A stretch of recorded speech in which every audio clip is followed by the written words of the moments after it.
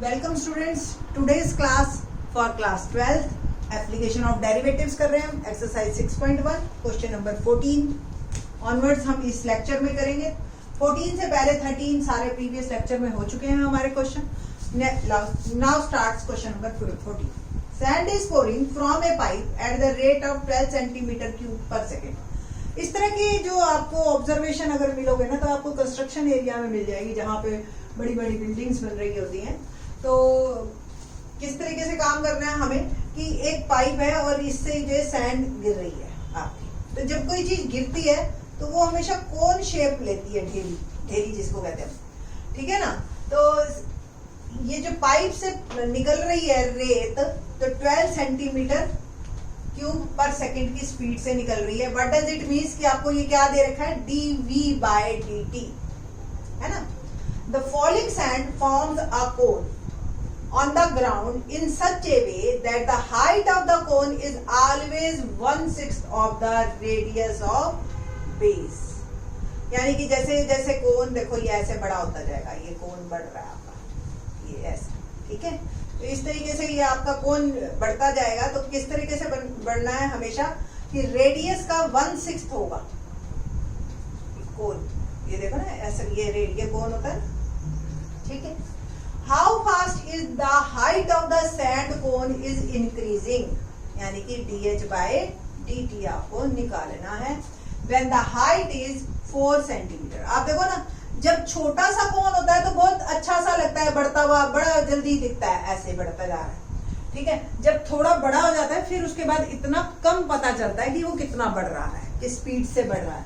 तो ये क्वेश्चन है हमारे पास। पूरा क्वेश्चन पढ़ने के बाद मैंने कलेक्ट कर लिया कि मुझे क्या क्या दे रखा है इन रफ लैंग्वेज, ठीक है। और फिर मैं जो है अब ये कोशिश करेंगे कि वॉल्यूम कौन है, अब कौन का वॉल्यूम का फॉर्मूला रिकॉल करना पड़ेगा आपको, है ना। क्या होता है कौन का वॉल्यूम का फॉर्मूला, 1/3 πr² h। तो सिंपल पहले हम थोड़ी सी टर्मिनोलॉजी लिख देते हैं। Let r be the radius of cone and h is the height of cone, ठीक है। तो वॉल्यूम जो है हमारे क्या फॉर्मूला होता है वॉल्यूम ऑफ कोन का, 1/3 πr²h, ठीक है। हमें what we have given dv/dt दे रखा है हमें 12 सेंटीमीटर क्यूब पर सेकेंड, और एक रिलेशनशिप दे रखा है h is equal to r/6, ठीक है ना। Differentiate with respect to time, dv/dt क्या होगा, 1/3 पाई एज इट इज, ठीक है।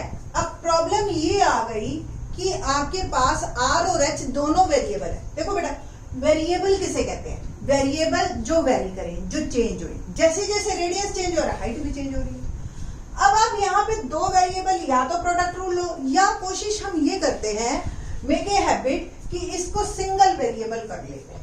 तो इसको अभी हम डिफरेंशिएट नहीं करेंगे और with the help of this relationship हम जो है इसको सिंगल वेरिएबल करेंगे। अब देखो आप dh/dt निकालना है आपको, यानी कि h का डिफरेंशिएशन चाहिए आपको। तो कोशिश करो h इसमें रह जाए, r हट जाए, ठीक है। तो यहां से h जो है मुझे दे रखा है r/6, तो r क्या हो गया 6h, और r की वैल्यू हम इस इक्वेशन में पुट करते हैं, equation number 1।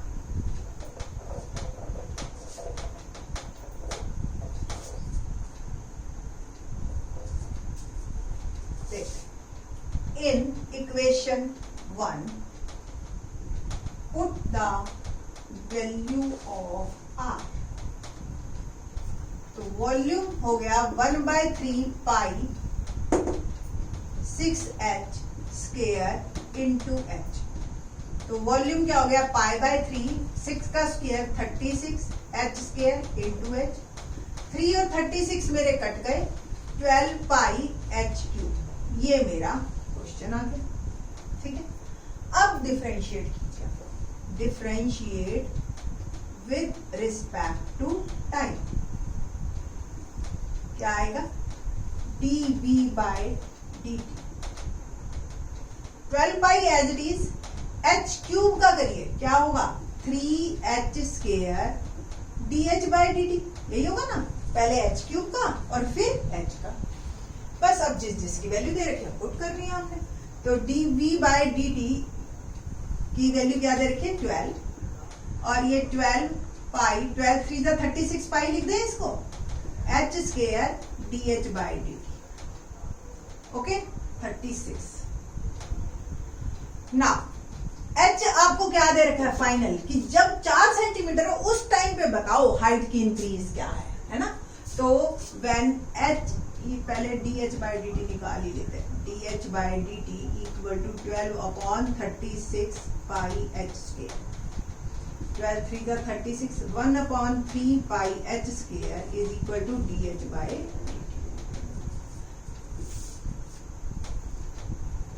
When h is equal to 4 centimetre, तो dh/dt क्या होगा, 1/3 पाई, और h की मैंने वैल्यू डाल दी, तो 1/3 पाई इंटू 16 और 1/48 pi centimetre per second is our answer. ठीक है, तो 1/48 पाई मार्क कर लो, this one is also very important one. तो पूरी एक्सरसाइज में एक तो question number 10 and question number 14 दोनों बहुत ही एक्सपेक्टेड क्वेश्चन है एक्चुअली, तो इस पे मार्क कीजिए कि ये आएंगे आपके पेपर में। ठीक है, क्वेश्चन नंबर 15 16 दोनों बिल्कुल एक जैसे हैं और हमारे कॉमर्स के बच्चों से रिलेट करते हैं, वो मार्जिनल कॉस्ट, रेवेन्यू कॉस्ट। ठीक है, तो ये जो है ये इसमें आपका कॉमर्स में मैथ किस तरीके से काम आता है। अभी तक तो सारा हमारा इंजीनियरिंग एक तरह से मैथमेटिक्स चल रहा था, तो लेट्स स्टार्ट कि कॉमर्स का मैथ देखते हैं। क्वेश्चन नंबर 15 क्या है, total cost cx, total cost cx जो है in rupees associated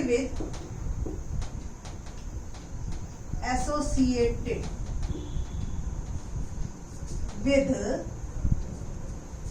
the production of x unit. ठीक है जी, प्रोडक्शन हुई मेरी फैक्ट्री वगैरह में x यूनिट, चाहे आप पेन लगा लो या आप गाड़ियां लगा लो, कुछ भी लगा लो, आप किसी भी चीज की प्रोडक्शन हो रही है तो x यूनिट हो गए हैं, यूनिट्स ऑफ एन आइटम।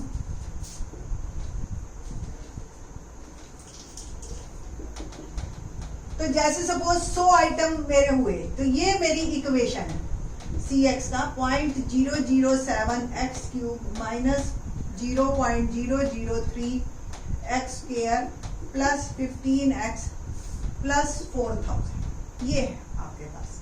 हमें निकालना क्या है, फाइंड द मार्जिनल कॉस्ट। अब मार्जिनल कॉस्ट क्या होती है, ये तो कॉमर्स वाले बच्चे आपको ज्यादा अच्छा बताएंगे।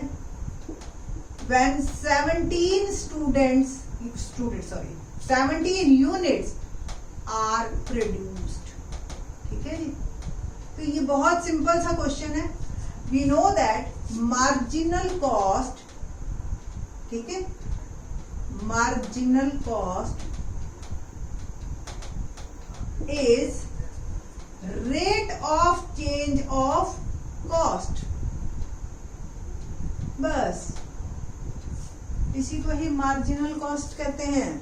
ठीक है जी, तो rate of change of cost with respect to output, बस जो भी प्रोडक्शन हुई।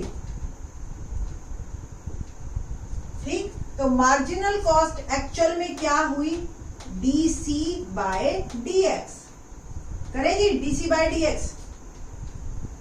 ठीक, तो लेट क्या C गिवन है 0.007 x³ minus 0.003 x² plus 15x plus 4000, तो dc/dx क्या होगा आपका 0.007 x³ को क्या लिखा 3x² माइनस 0.003 2x प्लस 15। ठीक है जी, ये आपका फिनिश। इसको आपने मार्जिनल कॉस्ट लिख देना है, is equal to 7 3 0.021 x square minus 0.006 x plus 50। जब प्रोडक्शन 17 यूनिट हो, व्हेन एक्स इज 7 टी, ठीक है। तो marginal cost is equal to x की वैल्यू मैंने डाल दी 17, it will become 0.021 17 square minus 0.006 17 plus 50, ठीक है जी। बस अब मैंने वैल्यूज आपको इसको सॉल्व करना है, ठीक है। 17 स्क्वायर 289 माइनस 17 6 102 होता है, पॉइंट प्लस 15 0.021 को 289 से मल्टीप्लाई करेंगे तो मल्टीप्लाई करके जो आएगा वो आएगा 6.069 माइनस 0.102 प्लस 15। इसको प्लस वालों को ऐड कर दीजिए 21.069 और माइनस 0.102 सब्ट्रैक्ट कर दीजिए।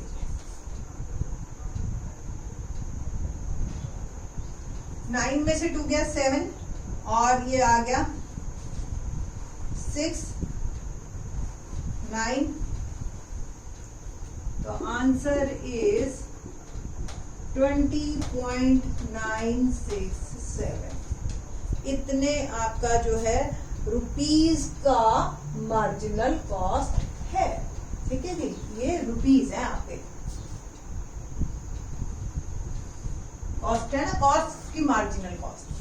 सेम रेवेन्यू का भी मार्जिनल रेवेन्यू, ठीक है।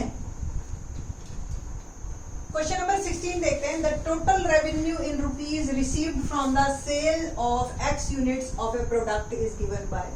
रेवेन्यू आपको पता ही है ना, रेवेन्यू क्या होता है। रेवेन्यू वो जो प्रॉफिट अलग चीज है, रेवेन्यू जो मेरे पूरे दिन की इनकम, जितना भी पैसा मेरे बैग में आज के दिन पहुंचा, that is called today's revenue. पूरे महीने का तो पूरे महीने का, ठीक है। प्रॉफिट उसके बाद निकाला जाता है। तो हमें निकालना है रेवेन्यू का, ये है कि भाई एक्स यूनिट सोल्ड हुए, उस हिसाब से ये पैसा आएगा। Find the marginal revenue when x is equal to 7। Simple वही कि marginal revenue is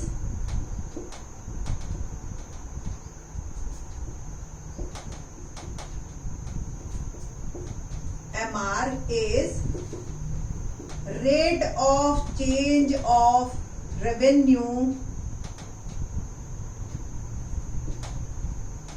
with respect to unit sold, जितने यूनिट सोल्ड हुए उसके हिसाब से।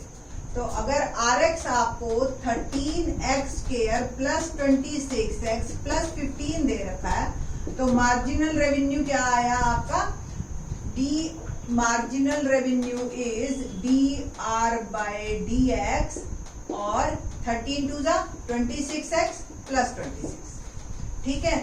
Eight x is equal to कितने आइटम हमारे सोल्ड हुए, 7। तो मार्जिनल रेवेन्यू इज 26 7 प्लस 26, ठीक है। और 7 से इसको मल्टीप्लाई कर दीजिए